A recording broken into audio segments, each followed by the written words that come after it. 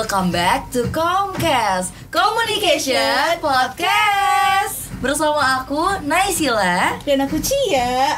Comers, gimana nih kabarnya? Semoga baik-baik aja ya. Cuaca akhir-akhir ini lagi gak nentu banget gak sih, Nay? Apalagi semalam tuh hujan, terus beberapa hari kebelakang juga hujan. Dan kita tuh fun fact-nya, kita lagi berada di musim kemarau basah, yang dimana kemarau tapi hujan terus gitu loh. Iya bener banget Kak. Kalau ngomongin tentang hujan kayak gini, beberapa di daerah Karawang itu identik sama yang namanya banjir, ya nggak sih Kak? Betul. Apalagi di episode kali ini kita undang narasumber yang spesial, Nay. Wow, kira-kira Commerce ada yang tahu nggak sih siapa sih narasumber spesial kita? Pada kesempatan kali ini kita bakal bincang-bincang dan bahas soal mitigasi bencana banjir barengan sama BPBD Karawang. Yeay! Dan hari ini bareng BPBD Karawang kita akan kupas bareng penyebab banjir, tanda-tanda yang harus kita waspadai, langkah-langkah mitigasi di rumah dan di lingkungan, serta peran masyarakat dan mahasiswa dalam kesiapsiagaan bencana. Yang pastinya pembahasan kali ini bakal bermanfaat banget deh. Bener, pastinya pembahasannya bakal daging banget gitu pokoknya. Langsung aja kali ya, Nay, kita kenalan langsung sama narasumber dari BPBD Karawang. Boleh dengan Bapak siapa? Ada dua narasumber kita. Oke, baik. Perkenalkan, saya Ivan dari BPBD Karawang. Saya di BPBD Karawang sebagai penyuluh bencana. Oke. Baik, perkenalkan, nama saya Ilyas di BPBD Kabupaten Karawang. Saya di bidang pencegahan dan kesiapsiagaan sebagai analis bencana. Oke, salam kenal Bapak Ivan dan Bapak Ilyas. Iya, sebelumnya kami ucapkan selamat datang juga ya Bapak di UKM Communication Podcast Divisi Punsika ini. Gimana Bapak, apa kabar? Baik? Baik. Sehat. Harus baik ya, karena Iya. kita hari ini mau bincang-bincang yang seru barengan Komers juga pastinya. Betul. Nah, sebelum kita membahas lebih dalam nih Bapak terkait langkah mitigasi, mungkin boleh dijelaskan lebih dahulu sebenarnya apa sih langkah mitigasi bencana banjir itu? Karena mungkin banyak ya Kak Cie, beberapa dari Commerce yang masih agak bingung terkait mitigasi itu sendiri. Mungkin dari Bapak siapa? Ivan dulu mungkin ya. Bapak Ivan dulu. Sebelumnya mungkin dijelaskan terlebih dahulu ya terkait mitigasi. Apa itu mitigasi gitu? Betul. Jadi mitigasi itu adalah serangkaian upaya yang dilakukan untuk mengurangi risiko dan dampak yang terjadi, dampak yang diakibatkan oleh bencana gitu. Jadi mitigasi itu terdiri dari dua jenis. Yang pertama mitigasi struktural, itu terdiri dari seperti peringatan dini di papan informasi, kemudian lebih ke pencegahan sih. Pencegahan itu lebih ke mengurangi ancamannya. Misalnya bencana banjir, ada peringatan dini di sungai untuk tinggi muka air. Kemudian ada pencegahan, misalnya ada diseminasi dari BMKG terkait perakiraan cuaca. Itu merupakan alatnya ya, maksudnya alatnya itu, atau mungkin di dinas terkait misalnya ada mitigasi, misalnya sungai itu sering meluap, misalnya ada sampah kah atau apa, itu ada yang membersihkan sampah. Nah itu termasuk mitigasi struktural. Nah ada satu lagi mitigasi non struktural. Jadi mitigasi non struktural itu lebih ke peningkatan kapasitasnya. Jadi peningkatan kapasitas itu lebih ke edukasi, sosialisasi, edukasi, dan informasi bencana banjir misalnya.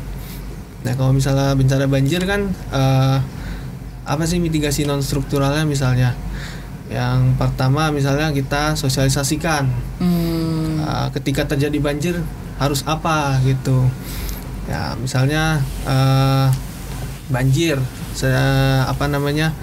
tinggi muka air sudah sekian di Sungai Citarum di Karawang kan, ada 4 sungai besar yang berkontribusi untuk menyumbangkan banjir ya.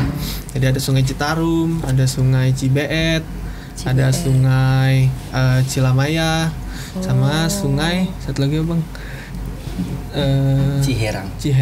Ya. Baru tahu. Jadi ada beberapa sungai itu. Nah, itu sungai-sungai besar yang ada di Karawang yang memiliki kontribusi untuk bencana banjir. Jadi ketika sudah ada peringatan dini tinggi muka air, misalnya kita kan bekerja sama dengan misalnya dinas-dinas lain, entah BBWS atau PJT gitu, itu mengirimkan tinggi muka air udah sampai berapa meter, nah itu baru masyarakat bersiap gitu. Ada peringatannya. Ada gitu. peringatan dininya. Itu kita mensosialisasikan atau menyiapkan jalur evakuasinya gitu.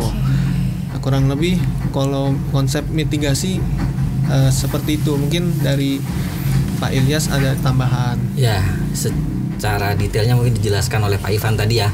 Memang seperti itu. Dan kita di sini kan di konteksnya di mitigasi. Agar lebih memahami apa sih mitigasi itu, selain tadi yang sudah dijelaskan tadi, kita akan menambahkan sedikit. Nanti mungkin akan inline dengan penjelasan non struktural dan struktural tentang mitigasi itu sendiri ya. Jadi seperti kita ketahui ya di UUD 24 tentang penanggulangan bencana, bahwasanya bencana itu kan segala sesuatu hal peristiwa yang mengakibatkan terdampak pada penghidupan dan kehidupan masyarakat.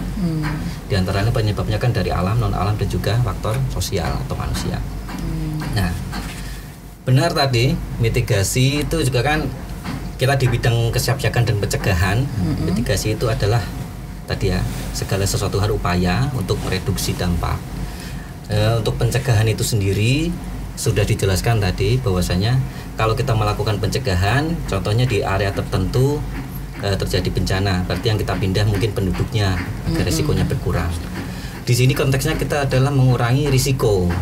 Risiko itu kan berarti kalau di rumus risiko itu sendiri kan ada namanya bahaya dikali dengan kerentanan, pembaginya kapasitas. Makanya tadi non strukturalnya ditingkatkan kapasitas. Karena kalau pembaginya makin besar, kapasitasnya makin besar, maka risiko itu sendiri akan jadi berkurang makin kecil. Jadi seperti itu. Jadi gunanya kita memitigasi secara non struktural tadi untuk meningkatkan kapasitas di masyarakat itu sendiri, entah dari kompetensinya atau dari koordinasi atau pengembangan kapasitas di masyarakat lah tentang sadar akan bahaya bencana itu sendiri. Nah, gunanya untuk karena apa? Karena bahaya itu kan nggak bisa kita hilangkan ya, banjir, gempa bumi dan lain sebagainya. Kemudian kerentanan juga kan nggak bisa kita lawan. Kalau sudah tua lansia kan dia lebih rentan. Balita juga kan lebih rentan. Betul. Maka dari itu tadi non strukturalnya ditingkatkanlah kapasitasnya agar mengurangi dampak resiko yang terjadi. Untuk strukturalnya juga mengikuti di belakangnya. Berarti konsep mitigasi itu seperti itu gitu. Oke, berarti langkah-langkah mitigasi itu lumayan ada beberapa macamnya ya Pak ya. Tadi ada struktural, ada juga non struktural juga. Bahkan tadi saya dengar ada perhitungan-perhitungannya gitu. Sampai ada rumusnya loh. Iya betul. Jadi ternyata untuk menanggulangi suatu bencana itu ada beberapa perhitungan yang bisa dicegah gitu buat pencegahan. Iya, jadi nggak bisa asal. Betul. Gitu. Dan kalau kayak gitu pastinya ada upaya yang bisa disiapkan dari jauh-jauh hari. Kira-kira ada nggak sih upaya yang biasa disiapkan oleh BPBD gitu? Upaya buat mencegah bencananya gitu. Bencana nggak bisa dicegah. Oke, baik. Tapi jadi, tadi kan mendengar juga. Ya, kalau emang kita untuk geologisnya Karawang sendiri ya, letak geografisnya Karawang itu sendiri kan memang di bagian utara. Ya, ngomongin konteks banjir ya. Iya, betul. Jadi di bagian utara itu lebih ke banjir kiriman. Jadi wilayah hulu hujan deras gitu. Terus wilayah Karawang terang benderang pun tetap banjir kadang gitu. Ada satu daerah ya. Kiriman dari mana itu Bapak kalau boleh tahu? Nah itu kan dari Bogor. Kan kita di selatan ada Tegalwaru, Oke, Pangkalan. iya. Oh, Dia kan iya. berbatasan dengan Bogor, Purwakarta. Nah, dia di bagian hulunya hujan. Nah, di bagian hilirnya itu pasti debit air pasti lebih tinggi gitu. Kayak ketika musim penghujan kita pasti nggak cuma memantau di Karawangnya aja. Betul. Jadi kita pantau di Bogor. Oke. Karena kiriman Karena di sana memang ya. Iya, saling memang karena berkaitan. hujannya lebih banyak volumenya di sana di wilayah hulu. Sifat air lah intinya kan, benar. maksudnya pada dasarnya sifat air dari Yang- hulu ke hilir. Iya, tinggi ke rendah. Dari tinggi, dataran tinggi ke dataran rendah. Betul. Gitu. Nah, jadi untuk persiapannya itu yang tadi mitigasi struktural kita sudah beberapa udah dipasang papan informasi bahwa daerah tersebut merupakan rawan terhadap banjir. Mungkin ada beberapa yang banjir drainase, tapi kebanyakan juga lebih ke banjir sungai. Jadi luapan. Oke. Nah, itu kita juga melakukan sosialisasi, komunikasi dengan masyarakat, dan juga kita juga ada bakalan nanti ada program Destana, Desa Tangguh Bencana. Gitu. Jadi mengapa desa? Karena desa itu yang paling kalau di tingkat kabupaten itu kan paling kecil. Iya, lingkupnya Di- paling sedikit gitu. Mungkin di bawah desa ada RT RW ya kan. Nah, kenapa desa? Karena desa yang paling dekat dengan masyarakat gitu kan. Nah, kita lah nanti akan membentuk Desa Tangguh Bencana. Jadi bukan BPBD nggak bisa bergerak sendiri, walaupun BPBD memang badan yang menanggulangi bencana gitu kan. Tapi BPBD kan pasti ada keterbatasan gitu kan, entah dari sumber dayanya, mulai dari sumber daya manusia, mulai dari sumber daya peralatan. Nah, makanya kita membentuk desa. Kenapa orang desa? Karena ya di desa itu ketika terjadi bencana mereka duluan yang tahu. Kita kan Iya sih. Iya. menangani satu kabupaten. Satu kabupaten Karawang itu ada 30 kecamatan. Iya. Dan ada 309 desa. Banyak ya. Gimana itu menanganinya? Iya. Ya kan? Benar. Makanya kita perlu perpanjangan tangannya ke desa. Nah, itu Oke. desa kita bentuk suatu Program. struktur organisasinya Oke. gitu. Jadi sudah tahu nanti ketika terjadi bencana, misalnya banjir datang, jalur evakuasinya kemana, Harus kemudian melakukan apa? harus melakukan apa aja yang dibutuhkan Nah, itu buat bantuan. bantuan apa yang perlu, kemudian nanti poskonya di mana. Nah, itu sedang kita persiapkan untuk itu. Kemudian selain sosialisasi, mungkin kira-kira apa ya tadi, Permohonan pelatihan. permohonan pelatihan. Nah, selain itu juga kita punya dokumen. Jadi kita memang penanggulangan bencana itu tidak asal. Maksudnya mungkin konsepnya dulu itu kan bersifat reaktif, artinya responsif gitu. Ketika terjadi bencana baru turun semua gitu kan. Konsep dulu. Kalau sekarang sudah ada pra bencana, sudah ada tanggap darurat, Iya. sudah ada pasca bencana.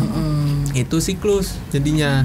Nah, nanti persiapannya mulai dari pra bencana, kita sudah ada dokumen kajian risiko. Itu untuk memetakan risiko yang ada di Kabupaten Karawang. Kita ada 6 ancaman ya, 6 hazard. 6 hazard. Itu ada banjir, ada cuaca ekstrim. Cuaca ekstrim lebih ke angin kencang sih. Oh iya. Kemudian ada kebakaran hutan lahan, dan ada kegagalan teknologi, karena memang Karawang tidak bisa dipungkiri karena memang kawasan industrinya Kawasan banyak pabriknya gitu kan. banyak. Benar-benar. Waktu itu kan pernah ada kebocoran gas gitu kan. Ya, Iya. itu makanya termasuk. Kemudian ada apalagi kekeringan ya. Kekeringan. Keringan sama satu lagi Rob apa sih? banjirop. Nah, banjirop juga termasuk ke prioritas kita karena ya Karawang geografis di bagian utara gitu. Jadi memang sudah ada kajian risiko bencana, itu dokumen yang sudah kita perbukan. Kemudian ada rencana penanggulangan bencana, itu dari setiap dinas, setiap instansi itu kita bagi perannya gitu. Kemudian kita juga sedang menyusun RPKB ya Bang ya. RPKB rencana penanggulangan kedaruratan bencana, itu juga nanti sudah jelas nanti siapa berbuat apanya. Jadi sifatnya ya bukan responsif lagi. Kita sudah terencana gitu. Lebih terstruktur lah intinya ya. Betul. Setelah RPKB kita rencana kontingensi, nanti detail lebih ke berjenis bencananya. Nanti misalnya di desa ini misalnya harus kita siapkan juga jalur evakuasinya nanti kemana, poskonya nanti di mana. Mungkin orang desa yang tahu gitu kan. Nah, mungkin kalau untuk persiapannya kurang lebih seperti itu. Selain sosialisasi, kita ada kajian atau dokumen-dokumen yang terencana. Juga ada beberapa papan-papan informasi untuk mencegah. Mungkin ada dari Pak Ilyas ada tambahan sedikit ya. Tadi sama Pak Ivan kan dijelaskan tentang, sebenarnya itu tadi menjelaskan paradigma kebencanaan yang dulunya itu kan kita memang kalau terjadi bencana baru kita bergerak. Tadi itu ini ya reaktif gitu ya. Kalau yang sekarang kita responsif ya. Kalau yang sekarang kita lebih ke preventif, pencegahan. Jadi siklusnya nanti adalah pra bencana, kita siaga, menyiapkan kesiapsiagaan, mitigasi dan sebagainya. Tadi termasuk mitigasi non struktural, penguatan kapasitas, itu masuknya di pra bencana. Kemudian darurat bencana saat terjadi bencana. Kemudian rehabilitasi rekonstruksi. Pra rehabilitasi rekonstruksi kembali lagi persiapan untuk kesiapsiagaan. Jadi siklusnya seperti itu. Terkait hal-hal yang sudah dilakukan oleh Kabupaten Karawang, seperti yang dijelaskan oleh Pak Ipan tadi, bisa dibagi dalam satu, penyiapan dokumen kajian tentang kebencanaan tadi ya, KRB yang sudah diketbukan, kajian risiko bencana. Kemudian turunan dokumennya adalah rencana penanggulangan bencana. Ada juga rencana penanggulangan kedaruratan bencana yang sedang berproses. Kemudian menjadi rencana kontingensi per jenis bencana, yang dimana nanti rencana kontingensi ini akan disimulasikan kebencanaannya, bisa melalui medianya nanti dengan kantong-kantong destana yang sudah terbentuk di tiap desa. Jadi nanti kita ujikan nih rencana kontingensi berjenis bencana ini, kita evaluasi. Nah, nanti apakah perlu direview lagi ataukah sudah sempurna, kita sempurnakan lagi. Kalau non strukturalnya dari segi dokumen kebencanaan, nah itu juga termasuk dalam peningkatan kapasitas tuh, khususnya untuk daerah. Karena nanti kalau kebijakan daerah pasti kan turunan kebijakannya akan ke instansi terkait di bawahnya, bahkan sampai ke ruang lingkup desa. Kalau mitigasi strukturalnya sebenarnya sudah banyak dilakukan oleh dinas-dinas teknis di Kabupaten Karawang itu sendiri. Kalau kita kan seperti disebutkan Pak Ivan tadi, tentunya BPBD kan nggak bisa sendiri. Itu ada yang disebut pentahelix kebencanaan, di mana itu kita melibatkan dari unsur pemerintahan, dunia usaha, akademisi, masyarakat, dan juga media massa. Nah, di mana BPBD ini kan badan ya, fungsinya kan pasti fungsi tidak seperti dinas teknis lainnya. Badan kan kita berkoordinasi, maka dari itu kita memang untuk penanggulangan bencana ini tidak bisa ditanggulangi oleh hanya cukup BPBD saja. Pasti ada partnernya lah untuk sektor itu. lain pasti ikut masuk. Pasti. Kalau yang struktural mungkin pernah lihat sungai dinormalisasi, dikeruk. Kalau pernah yang mungkin rumahnya di pesisir, dia pernah melihat pembangunan kayak dibuat tanggul-tanggul penahan abrasi. Nah, itu termasuk mitigasi struktural, pembangunan pintu air atau bendungan itu juga termasuk. Nah, kaitannya yang sudah dilakukan oleh BPBD selain kajian tadi, kita juga meningkatkan kapasitas dalam unsur kependidikan sudah ada, desa juga tadi melalui Destana dan sebagainya. Kalaupun dari PT atau dari akademisi ataupun dari kesehatan mengajukan kolaborasi untuk pelatihan, seringkali kita melakukan simulasi bencana bersama. Kurang lebih kita seperti itu, karena untuk strukturalnya pasti nanti lebih dititik beratkan ke dinas teknis terkait. Oke, berarti kan cukup banyak ya Kak, ya Pak, upaya yang dilakukan dari BPBD Karawang ini. Tapi kalau dari sisi masyarakat nih, apa sih upaya yang bisa kita lakukan dalam menghadapi bencana ini sendiri? Untuk masyarakatnya untuk masyarakat, gitu. Misalnya kita sebagai mahasiswa gitu, jangan buang sampah sembarangan Kak, atau di lingkungan kita harus sering-sering kerja bakti atau gimana? Untuk bencana banjir sendiri. Iya, khususnya bencana banjir. Ya, untuk bencana banjir sendiri ini lebih, kalau maksudnya pra bencananya itu ya satu itu tidak membuang sampah sembarangan. Pertama, sampah kecil sedikit dibuang masuk sungai. Kalau yang buang satu, kalau yang buang banyak Tuh dengerin Powers, jangan buang sampah sembarangan. Iya, betul. Penyebab salah satu penyebabnya kan sampah untuk banjir. Nah, itu salah satunya.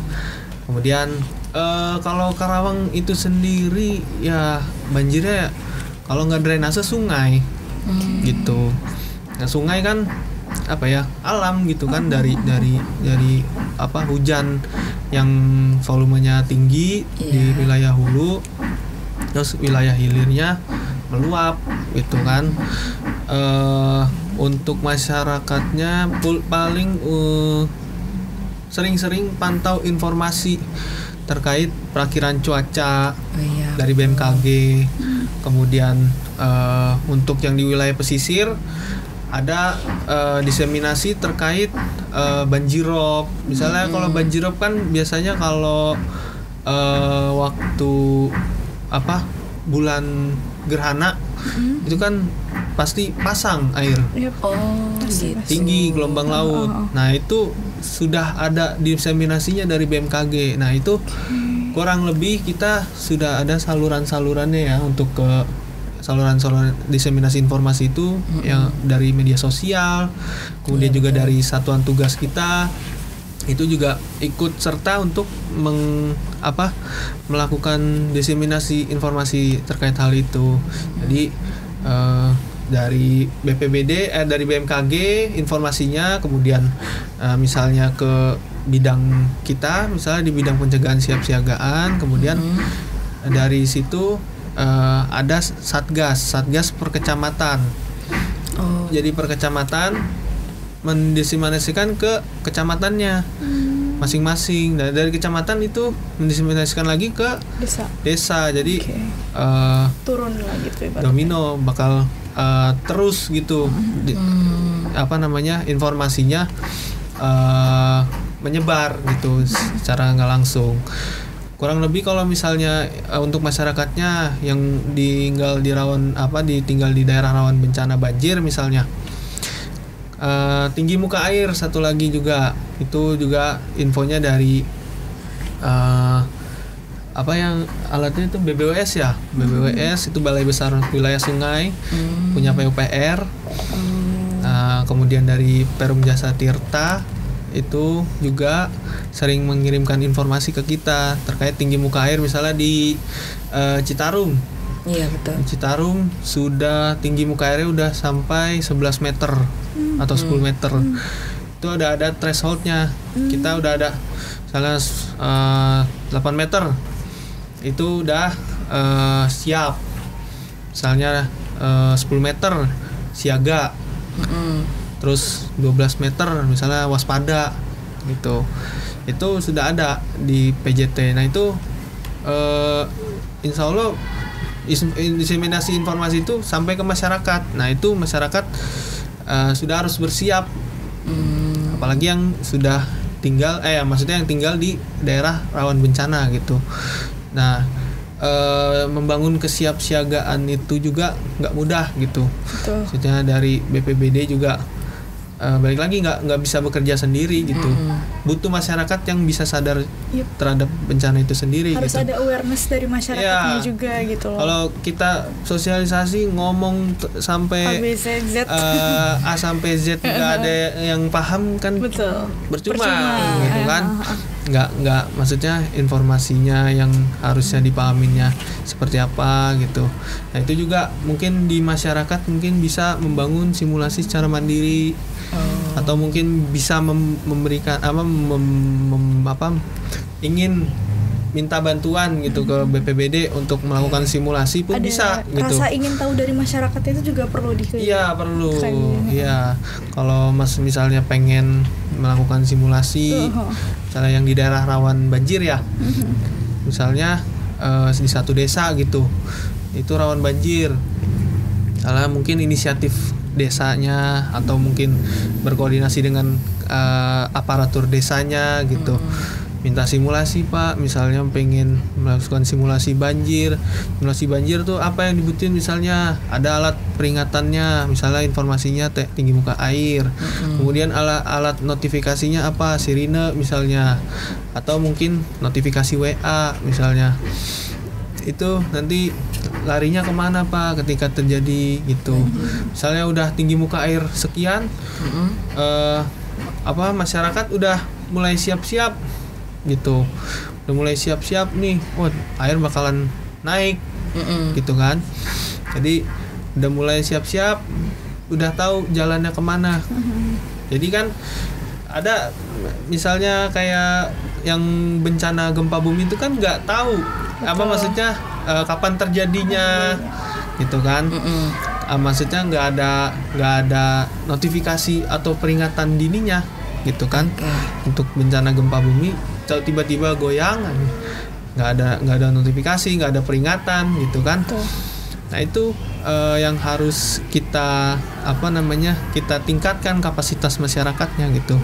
Jadi masyarakat sudah tahu harus kemana gitu, dan sudah tahu tempat berlindungnya atau poskonya di mana gitu. Jadi kurang lebih masyarakat juga harus aware juga. Terkait informasi-informasi, karena kita hidup berdampingan dengan alam. Betul. Gitu. Kita nggak bisa alam itu kan ya ibaratnya kalau kita yang merusak, bukan nggak mungkin alam bisa marah gitu kan. Kalau kata Big Ade gimana Bang? Iya. Mungkin dicukupkan dulu ya terkait upaya bisa dilakukan oleh masyarakat. Mungkin bisa lanjut ke pertanyaan ke ini kan tadi udah sempat dimention sedikit tuh soal penyebab banjir. Yang intinya utamanya itu adalah dari sungai lah gitu, karena kan Karawangnya ada 4 sungai ya, ternyata yang selama ini aku tahu tuh cuma Citarum gitu. Dan ternyata ada lagi nggak sih selain sungai kayak penyebab utamanya? Kalau penyebab utama pasti dari ini ya, hidrometeorologi. Seperti yang kita ketahui kan sekarang lagi ini ya, kemarau basah ya. Betul. Pasti kan kaitannya sama curah hujan, situasi iklim saat ini. Yang disebutkan Pak Ivan jadi tadi itu kan juga sebenarnya sedikit banyak sudah menjawab ya. Yang ini, kalau di hulu curah hujan tinggi, debit air naik, di Karawang Terang pun terjadi banjir. Karena dari hulunya sudah curah hujan tinggi duluan gitu. Kalau misalnya di Karawang curah hujan tinggi, drainase di pemukiman jelek, terjadi banjir, ada genangan, itu juga bisa. Banjir genangan. Paling yang terjadi di Kabupaten Karawang ya karena dampak hidrometeorologi ya, karena curah hujan tinggi atau iklim yang sedang terjadi saat itu, kurang lebih seperti itu. Selebihnya mungkin kalau drainase lebih ke tata ruang ya. Sama perilaku masyarakat. Itu sih biasanya banjir tuh nggak bisa terjadi gara-gara alam, tapi manusia juga ada kontribusinya di situ gak sih? Jadi bukan bencana itu bukan datang dari kehendak Tuhan aja, tapi juga ada campur tangan manusia nih dalam bencana bencana betul. Kan memang bencana kan bisa tiba-tiba datang ya gitu. Iya, kalau betul. ngomongin tiba-tiba datang dan tanda-tanda awal banjir, biasanya ada nggak sih hal-hal yang harus diwaspadai oleh masyarakat ataupun kita sendiri kalau misalnya air udah tinggi gitu? Ada nggak waspada hal yang harus diwaspadai maksudnya? Yang terkait diseminasi informasi itu aja. Tanda-tanda awalnya. Tanda-tanda awal ya. Kalau tanda-tanda awal tergantung geografis masing-masing. Oke. Tiap desa kan punya ininya masing-masing. Misalnya di sungainya dekat gitu sama desanya, atau sungainya agak jauh dari pemukiman gitu. Itu masing-masing desa punya karakteristiknya masing-masing gitu. Jadi kita kalau tanda-tanda awalnya tetap dari pemantauan informasi dari yang tadi, diseminasi informasi dari BMKG, dari BPBD gitu, kurang lebih gitu. Izin menambahkan ya. Yep, boleh. Sebenarnya yang upaya peningkatan kapasitas tadi itu kan kita sebenarnya mau goalnya adalah salah satunya membuat masyarakat aman bencana. Dalam artian menjadi orang-orang atau siapapun itu menjadi sadar akan bencana. Termasuk yang kita bahas sekarang ini kan di bagian peringatan dini. Kalau misalnya perilaku masyarakat aman bencana, sadar akan pentingnya atau bahayanya bencana, tidak dipungkiri bahwasanya sekarang itu kan kebanyakan kita kalau belum terdampak, belum ngerasain kan jadi kurang aware gitu ya. Betul. Nah, kalau misalnya masyarakat tadi sudah sadar bahwasanya bencana itu memang resikonya sedemikian rupa, seperti yang disebutkan tadi, kalau dia nggak sadar ngapain capek-capek ngecek BMKG tiap hari misalnya, benar, atau dia memetakan bahwasanya rumahnya itu di daerah aliran sungai yang berpotensi banjir. Kalau masyarakatnya sudah sadar akan bencana, contohnya di satu desa destananya sudah bagus, pasti dia terkait diseminasi informasi tentang kebencanaan, kemudian upaya pengurangan risiko bencana di situ seperti apa, perlunya dibentuk struktur penanggulangan bencana di desa itu. Nah, kalau misalnya dia terbentuk iklim seperti itu, masyarakat aman bencana, pasti ekosistem itu akan terbentuk dengan sendirinya karena sadar bahwasanya itu memang yang dibutuhkan untuk menanggulangi atau mereduksi dampak yang terjadi di situ. Soalnya tadi kan ini dari pengalaman saya, kalau misalnya dapat informasi seperti ini ya tentang kebencanaan. Jadi bencana itu tidak semata-mata karena takdir gitu ya. Betul, karena betul, kan betul. sebelum ada manusia pun sebenarnya bumi ini memang siklusnya seperti itu. Kenapa di situ banjir? Bisa jadi di situ kan memang jalur air dulu sebelum ada pemukiman memang air lewat situ. Betul. Jadi mungkin lebih, kalau saya pribadi, bencana ini mungkin andil dari peran manusianya itu nggak bisa dibilang cuma 50-50 atau bahkan kurang, nggak. Kita justru mendominasi dalam hal itu. Contohnya banjir aja. Kalau kita kaitannya dengan mitigasi, nah itu kan kalau misalnya kita bikin pemukiman di situ bahwasanya itu jalan air, karena ada terdampak di situ, akhirnya bencana banjir terdampak orang sekian. Kan karena mungkin tata ruang yang kurang tepat, atau mungkin dia tadi balik lagi ke terminologi mitigasi dan pencegahan. Kalau konteksnya kita tadi pencegahan kan sudah tahu di situ banjir, berarti kan nggak usah dibikin pemukiman atau perumahan di situ. Nah, karena kita tahu di situ banjir, misalnya nggak ada lahan lagi nih, nah, barulah kita misalnya pemukiman itu sudah terkena banjir, kita mitigasi, kita reduksi dampaknya. Kurang lebih seperti itu. Tanam pohon. Termasuk namanya. upaya kita sekarang ini kan sebenarnya mitigasi non struktural nih. Iya, betul. Mempublikasikan tentang ilmu atau informasi mengenai kebencanaan gitu ya. Betul. Lebih ke kalaupun dari ruang lingkup masyarakat atau teman-teman ini sebagai akademisi, kurang lebih kalau untuk meningkatkan kapasitasnya ya mungkin nanti bisa di-share, ditonton, seperti itu. Oke, nah dan lain sebagainya. Oke. Nah, mungkin ini juga harus di ini ya kita jadi reminder kita juga, jangan karena jadi yang cuek lah gitu sama bencana. Iya benar teman-teman Commerce juga ya, jangan cuek sama informasi terbaru terkait bencana. Betul. Karena kalau kita cermati lebih baik, siapa tahu ini bisa jadi penyelamat untuk kita betul. Nah, tapi aku jadi kepo deh gitu ya. Apa sih yang sebenarnya bisa kita lakukan ketika lagi banjir nih biar aman di rumah tuh? Apa gitu yang harus kita persiapkan? Misalkan matiin listrik gitu, atau mungkin apapun itu mungkin bisa dijelaskan Bapak. Oke. Kalau ketika itu konteksnya berarti pada masa tanggap darurat ya. Iya, jadi lagi banjir. Ketika terjadi bencana gitu, pada saat terjadi bencana banjir, yang pertama kalau misalnya di dalam rumah ya, pertama itu matikan listrik. Oh, betul berarti saya. Matikan listrik, betul. Nah kemudian setelah itu jangan berjalan di air. Kenapa tuh Pak? Karena kita nggak tahu ada hewan. Oke. Iya benar. Mungkin hewan yang kecil, misalnya kutu air kan. Aduh, juga itu perih sih. bahaya kan. Kalau itu kecil, kalau yang gede gimana? Kayak ular. Aduh, serem banget. Terutama yang dekat sawah ya. Nah itu jangan di air. Takutnya misalnya pun ada genangan pun jangan, misalnya kita keluar pun jangan lewat genangan itu. Takutnya genangan itu nggak taunya di dalam air dalam ini masuk ke pelosok. Pernah lihat kan ada video kayak lagi banjir, bocor naik bawa gotong motor, dorong motor, totonya nyemplung masuk ke malah air. bahaya buat itu diri sendiri. Kurang lebih jangan berjalan di air, maksudnya bukan jalan di air sih, ngeri juga jalan di air. Kalau Musa membelah lautan. Sudah kalau di rumah juga kan kita kurang lebih nanti disiapkan punya tas siaga bencana.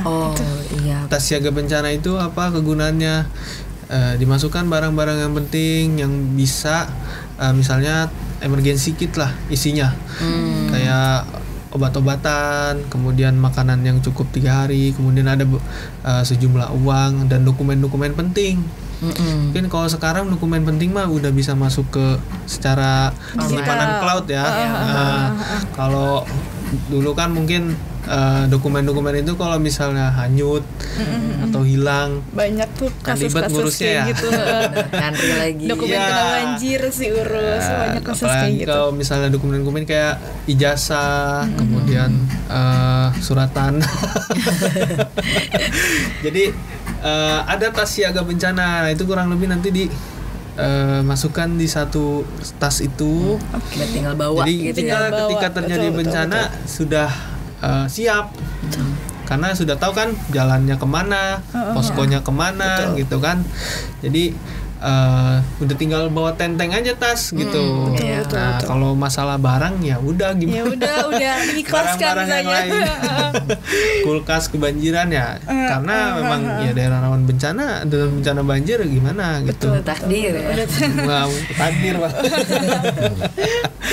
Nah kemudian apa lagi? Mungkin ada tambahan lagi Pak? Balik lagi ke kultur sih ya, kebiasaan yang terjadi di masyarakat. Contoh misal ada kan yang tiap tahun sudah tahu nih wilayah dia pasti terkena banjir misalnya. Terkadang dia itu konstruksi rumahnya ada yang ditinggiin, atau mungkin perabot-perabot dia ada instalasi khusus. Kan pernah tuh udah tahu informasi hulu lagi tinggi, dia mungkin elektroniknya udah dinaikin, instalasi listriknya sudah dibuat sedemikian rupa. Itu kan terjadi seperti itu karena dia sudah terpapar bertahun-tahun.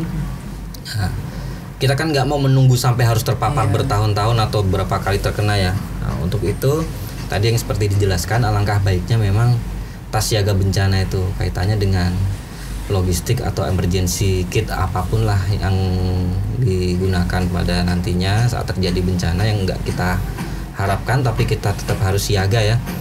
Dan juga tadi dokumen penting itu bener, di scan kah atau di upload ke Google Drive atau dan sebagainya, atau nanti itu di laminating, di packing kedap air, karena kan itu kan yang ngurusnya lama gitu. Betul. Sensitif soalnya kan itu kalau rusak panjang lagi ngurusnya. Kalau ke diri sendiri memang saat banjir itu pasti banyak, terkadang ada laporan tentang penyakit kulit ya.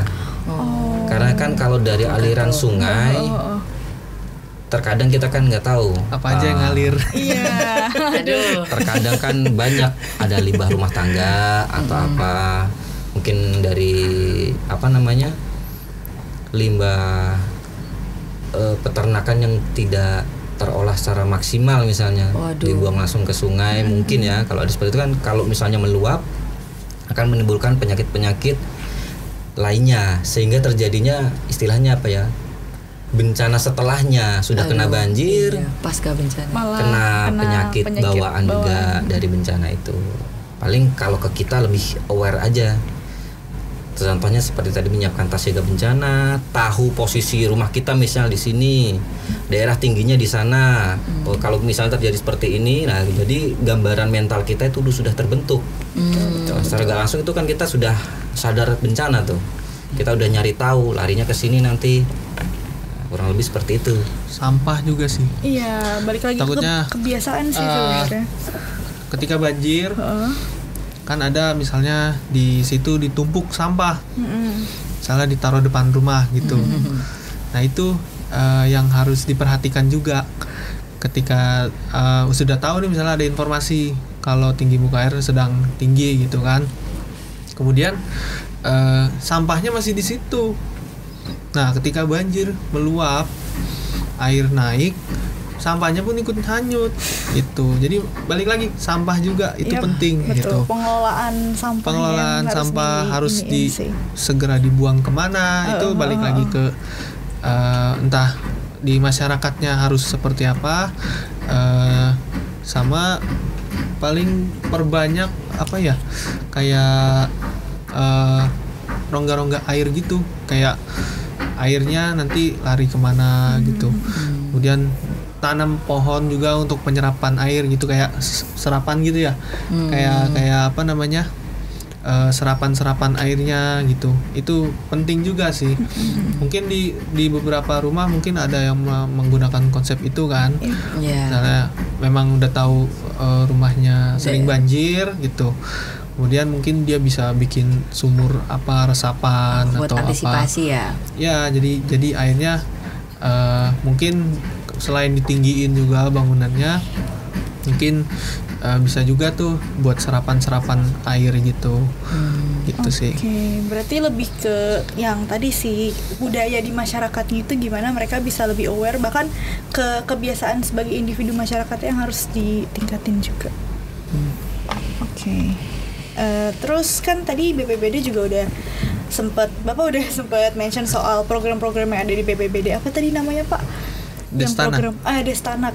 Selain Destanak itu ada yang program lain gak Pak yang biasa, yang udah pernah dijalanin ataupun yang baru mau dirancang gitu? Iya betul.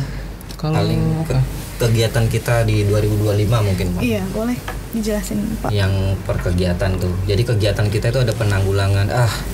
Di kegiatan penanggulangan bencana itu ada kegiatan pencegahan dan kesiapsiagaan, pelayanan pencegahan kesiapsiagaan dan pelayanan informasi kebencanaan.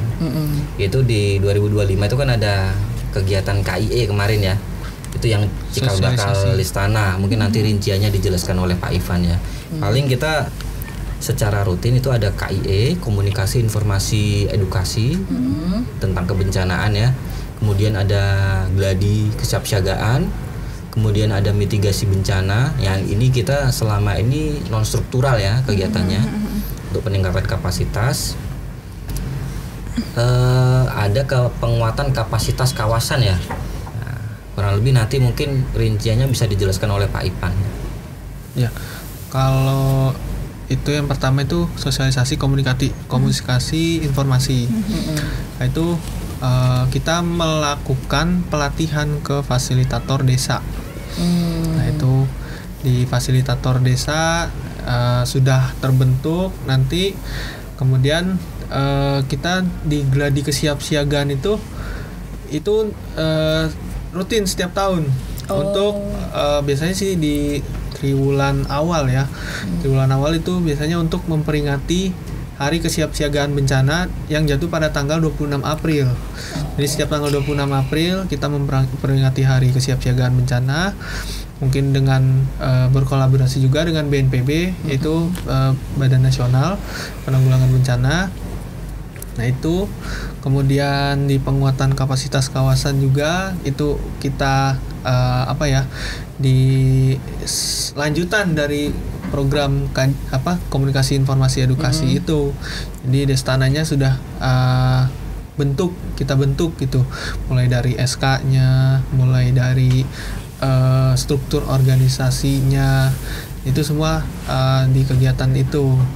Kemudian selain itu ya simulasi, kita melakukan sering simulasi bencana gempa bumi biasanya. Masuk ke dunia usaha, misalnya industri, kemudian di sekolah juga sering, kemudian di rumah sakit juga kan, namanya apalagi gedung-gedung yang bertingkat ya.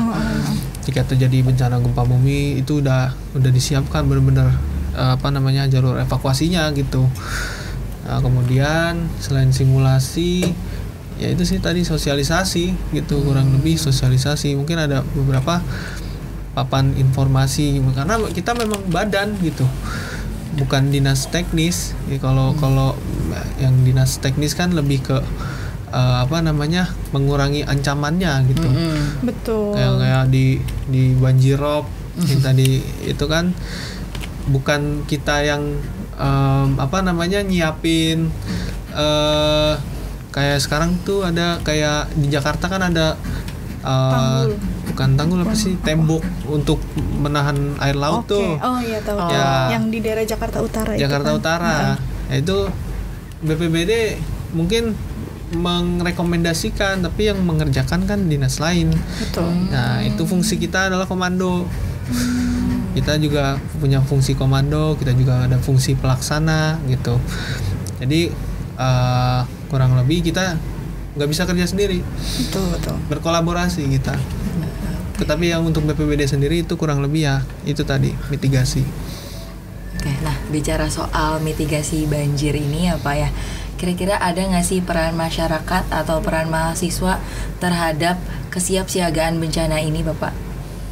Masyarakat. Iya, perannya. Masyarakat ataupun kita sebagai mahasiswa gitu. Misalkan anak-anak muda yang biasanya tuh lebih aware sama yang informasi-informasi, kayak biasanya kalau gempa bumi tuh, contoh yang gempa bumi biasanya di Twitter tuh suka ada notifikasi atau nanti mungkin dari bapak-bapak sekalian ada contoh lain yang bisa dikasih tahu ke Komers.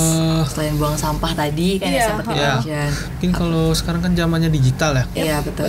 Mungkin anak muda atau masyarakat itu lebih medsos. Aktif kekuatan Betul. media sosial ya. The power of the media. Ya, kekuatan media sosial itu juga penting sekarang. Jadi digitalisasi semua. Ya diseminasi informasi sih lebih ke masyarakatnya itu sekarang supaya lebih aware gitu ke digitalisasi itu. Gitu. Jadi untuk anak muda ya, apalagi mahasiswa, kalau memang ada informasi bencana, misalnya sekecil kayak misalnya peringatan dini perakhiran cuaca itu, kalau misalnya bisa dijadiin status mah WA, jadi status WA nggak apa-apa gitu.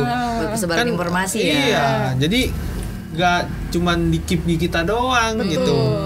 Kita udah tahu nih, buka Instagram BPBD, di-upload perakhiran cuaca hari ini. Iya. Misalnya jam segini akan hujan. Jangan di keep sendiri, screenshot, masukin status WA atau enggak dari teman-teman gitu ya. Betul. Atau misalnya ada informasi gempa bumi dari BMKG misalnya, itu kan pasti ada tuh. Atau mungkin yang biasa install aplikasi BMKG-nya juga, itu kan jangan di keep sendiri gitu. Kurang lebih kita bisa menyebarkan, menjadi berkontribusi gitu di situ gitu. Jadi masyarakat sekarang kan udah zamannya digital gitu kan. Kalau dulu mungkin kayak peringatannya kan ketika terjadi bencana pakai kentongan. Iya benar-benar. Ya kan? Atau mungkin Banjir. pakai tanda misalnya asap itu. Jadi sekarang udah zamannya digital, kita maksimalkan di media sosial, diseminasi informasi secara digital. Betul. Seperti itu. Oke. Berarti kayak lebih ke peran anak mudanya sih ya yang bisa, karena balik lagi tadi media tuh sekarang lagi gencar-gencarnya juga, tapi kadang ada beberapa hal yang kayak kalau misalnya banjir kan suka mati listrik, itu pasti balik lagi ke konvensional. Kalau yang cara konvensional yang bisa dilakuin oleh kita dari masyarakat gimana biasanya Pak? Konvensional maksudnya konvensional gimana? kayak misalnya tadi kan contohnya kayak ketok-ketok apa kentungan gitu. Kalau yang biasanya dilakuin oleh masyarakat Karawang terutama itu gimana? Kalau konvensional, cara konvensional untuk penanggulangan banjir itu sendiri Nggak ada ya? Nggak ada. kalau Atau zaman sekarang mah lebih ke media sosial media sih. sosial. Kirain ada lagi bagian yang konvensional selain sampahnya itu. Ya, Karawang udah maju. Udah nggak zaman Udah, lagi udah. gitu Iya, ya. Iya.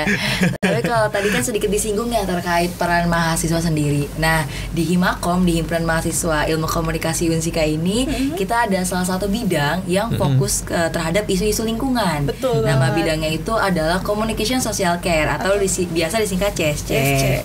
Nah, kemarin kami habis melaksanakan program kerja. Ya, program kerjanya ini dilaksanakan di Pesantren Al Masoroh, tepat Teluk Jambe. Nama prokernya ini adalah Ikom Green. Di mana kegiatannya itu mungkin sedikit mungkin cukup linear ya, linear dengan banget langkah malah. mitigasi bencana ini, karena di dalam kegiatan itu kita ada penanaman pohon. Lalu juga ada campaign sampah daur ulang. Mohon maaf, workshop sampah daur ulang. Lalu ada campaign untuk buang sampah di tempatnya. Dan yang terakhir itu ada edukasi terhadap anak-anak untuk macam-macam jenis sampah gitu. Ada apa aja sih jenis sampah, bagaimana cara membedakannya dan mengolahnya. Gitu. Jadi mereka kalau buang sampah nggak asal, kan kadang sampah tuh suka ada 3 warna gitu kan sampah. Dan orang-orang tuh yang sering saya notice kalau misalnya buang sampah ya buang aja, nggak sesuai sama kategorinya. Padahal kan kalau ada 3 itu tujuannya biar bisa disortir gitu. Iya, nah tapi kayaknya kelihatan dari pembawaan Bapak perwakilan dari PPBD ini sepertinya udah cukup berpengalaman banget ya. Iya, bener. Udah kelihatan dari penyampaian yang luas, juga pengetahuannya yang luas. Kalau boleh tahu, Pak Ilyas dan Pak Ivan udah berapa lama kerja di PPBD atau bergabung di PPBD ini? Saya sendiri baru 2021 itu 4 tahun 6 bulan. Sudah cukup lama ya Bapak ya? 4 tahun. 4 tahun 6 bulan. Oke. Kalau Pak Ivan? Saya baru 3 tahun. Oh, 3 tahun. 2022. Jadi senior. Gitu. Selisih setahun. Berarti udah lumayan banyak ya pengalamannya. 4 tahun dan 3 tahun itu bukan waktu yang singkat nggak sih, Nay? Kayak ada nggak sih, kan udah 4 tahun dan 3-4 tahun bertugas, ada nggak sih cerita yang bisa di-sharing ke Komers yang pengalaman yang paling berkesan gitu selama bertugas di lapangan? Entah itu yang sedih, yang seneng, yang seru, bahkan yang kocak juga boleh diceritain sekalian. Atau mungkin saat evakuasi ada cerita-cerita menarik gitu, Bapak boleh di-sharing. Mungkin dari Pak Ilyas dulu karena lebih dulu. Iya. Senior. Ini ya, kalau lebih ke sebelum ke situ, izin saya menambahkan sedikit. Iya. Terkait tadi ya, khususnya untuk teman-teman kan akademisi nih ya. Yap. Betul. Nah, dan tadi kan pertanyaannya ke masyarakat dan anak muda tuh. Kalau yang dimaksud konvensional tadi mungkin lebih ke kebiasaan masyarakat. Kan melihat air udah berubah warna atau apa, mereka pasti sudah tahu dengan kebiasaan itu. Mungkin yang disebut konvensional tadi seperti itu ya. Iya. Atau melihat tinggi airnya kok sudah meluap dari hulu, mungkin mereka sudah bisa mengambil tindakan tertentu. Kalau dari masyarakat sendiri, harapannya yang bisa dilakukan adalah dari komunitas terkecil, yaitu keluarga. Betul. Contoh lah tadi, ada satu anak di keluarga itu atau bapaknya lah, kok misalnya sudah tahu besok mau hujan, terus kita nyiapin ini, ternyata dia ngecek BMKG tiap hari misalnya. Kebiasaan itu terbawa, ditiru anaknya, bapaknya ke tongkrongan di pos kamling misalnya, ditiru temannya, dilihat ternyata kok tahu ya, lihat BMKG. Nah, akhirnya kan dampaknya meluas ke masyarakat. Intinya perilaku kecil yang berguna untuk penanggulangan bencana itu sendiri lah. Kurang lebih seperti itu kalau masyarakat ya. Kalau ke akademisi tadi kan sempat disinggung ini penanaman pohon, karena kita kan akademisi nih, kita kan literasinya pasti lebih dari teman-teman yang nggak kuliah mungkin, nggak memukul rata, pasti sedikit banyak lebih tahu di luar ya. Dalam artian contoh lah, di tanah ini cocoknya pohon ini, pasti kan kalian kaji dulu. Iya benar-benar. Tanah ini atau lokasi ini cocoknya untuk pohon penampung air atau pohon jenis apa nih, baru kita putuskan pembibitannya pohon itu di situ. Contohnya kalau misalnya teman-teman akademisi atau anak muda ini nih, mungkin bisa lebih ke menyumbang dalam literasi tentang kebencanaan. Contohnya mungkin di skripsinya atau mungkin di secara nggak langsung kan kredit penelitiannya mengenai hasanah perbencanaan ini. Nanti kan makin banyak indeksnya tuh, nanti bisa saling bantah mana yang paling proper nih. Kalau di akademisi mungkin seperti itu. Mungkin nanti bisa terlibat di penyusunan kajian tertentu, atau mungkin nanti bisa terlibat secara langsung di masyarakat sebagai edukator ya.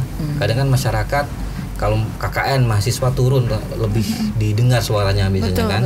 Betul. Nah, peran anak muda seperti itu. Jadi kurang lebih seperti itu. Ya, kalau pengalaman saya mah ini paling pas waktu awal ke Karawang dipaksa untuk paham semua wilayah Karawang tuh.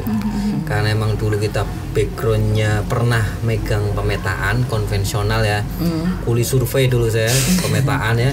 Jadi akrab dengan topografi, istilah-istilah geologis gitu.